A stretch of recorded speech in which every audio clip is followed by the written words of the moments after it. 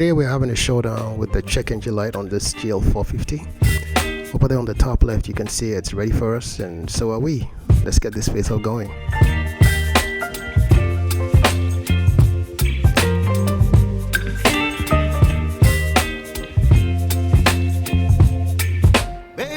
There are two codes on the vehicle. One is P007300 and the other is P007200. Now the P007300 shows the status of current installed, which means the problem currently exists on the vehicle. In other words, this is an active problem on the vehicle. And the code reads the outside temperature sensor has a short circuit battery positive. The P007200 has a status of stored, which means the problem existed on the vehicle in the past, but it doesn't exist at the moment. It doesn't mean that the problem is no longer the vehicle, it only means that the vehicle is not seeing the problem happening currently. In other words, it's not an active problem. And that code reads the outside temperature sensor has a short circuit to ground. Now fundamentally, when you have a check engine light, it's either your sensor, your wiring, or your computer. But before we get into all that, let's find out where this ambient temperature sensor actually lives. On most vehicles, the ambient temperature sensor usually lives in the grille. This vehicle has a multi-section grille and is integrated with the bumper cover. On this particular vehicle, the ambient temperature sensor lives on the lowest section of the grille. The tip of the sensor protrudes out of the grille just a little bit so that it can measure the temperature of the environment as the wind blows over it. So when the sensor records the temperature, it relays that information to the ECM, or the module that is responsible for regulating the temperature in the cabin. So based on user input and environmental conditions, the module will turn the AC compressor and the blower motor on or off. But wait a minute, what has AC got to do with the check engine light? Good question. How many times have you ended up at the shop with the complaint that when you turn on your AC, your engine starts to vibrate? So your AC compressor is driven by your engine, just like your alternator or your power steering pump if you have one. When your engine is running and you turn on your AC compressor, because the engine is running the AC compressor takes power away from the engine. By doing that, it reduces the speed or the RPM of the engine. In order to prevent the engine from dying out or stalling and prevent it from running like crap and polluting the environment, the module responsible for adjusting the engine RPM must know when the AC compressor is turned on so that it can make appropriate adjustments. This is what connects AC performance to engine performance, and it's also the reason why an ambient temperature sensor problem would trigger a check engine light. And over here on our dash, we're seeing dash Fahrenheit, and if we can get this to go away and read correctly, it will take the check engine light away with it. It's time to go find out what's going on and solve the problem. The first thing I like to do is to start with the visual inspection. And doing my visual inspection here, I can see the connector is damaged, and you can see it as well. I'm turning it here to give you a better view. So quick history here. This is a vehicle that I bought and fixed up a while back, so I'm not too surprised this connector is damaged.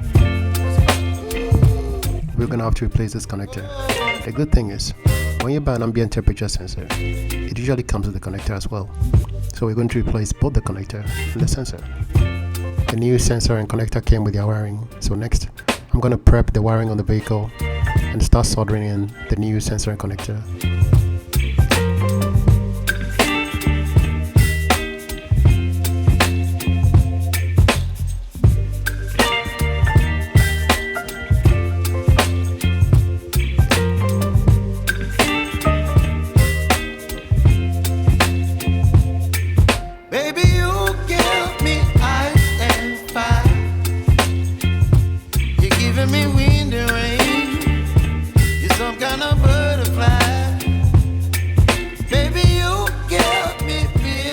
I'm going to use some shrink wrap and also use some electrical tape to protect the wiring from the elements.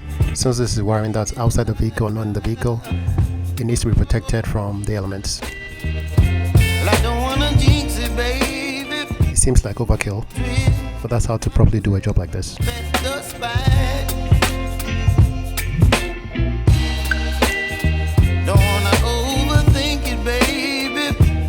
Just treat your body,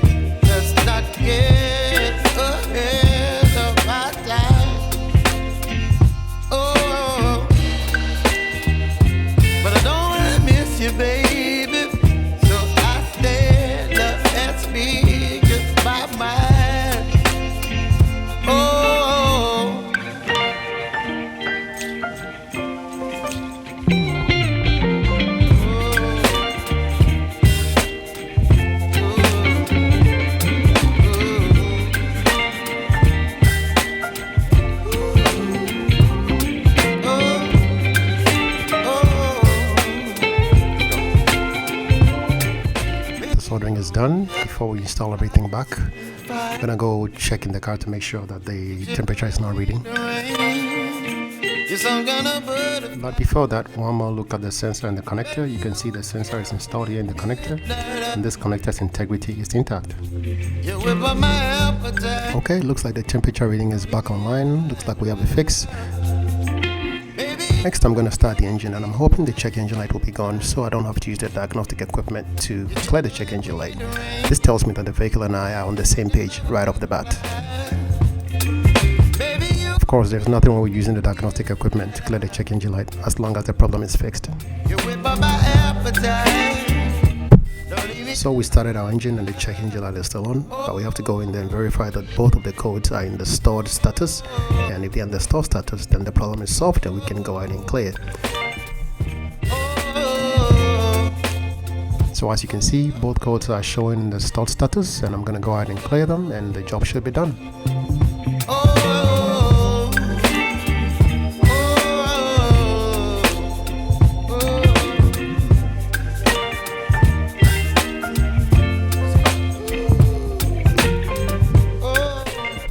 So the reason why in certain cases, after the problem is fixed, the check engine light doesn't go off automatically is because monitors have to run. Monitors are exactly what they sound like. They are systems and processes or algorithms in the vehicle's computer that monitor different parameters to make sure that everything is working fine. So even though we fix the problem, they still have to be monitored for some time for the vehicle's computer to verify that in fact these parameters are back within the accepted range where they are designed to be in. So that is how monitors work.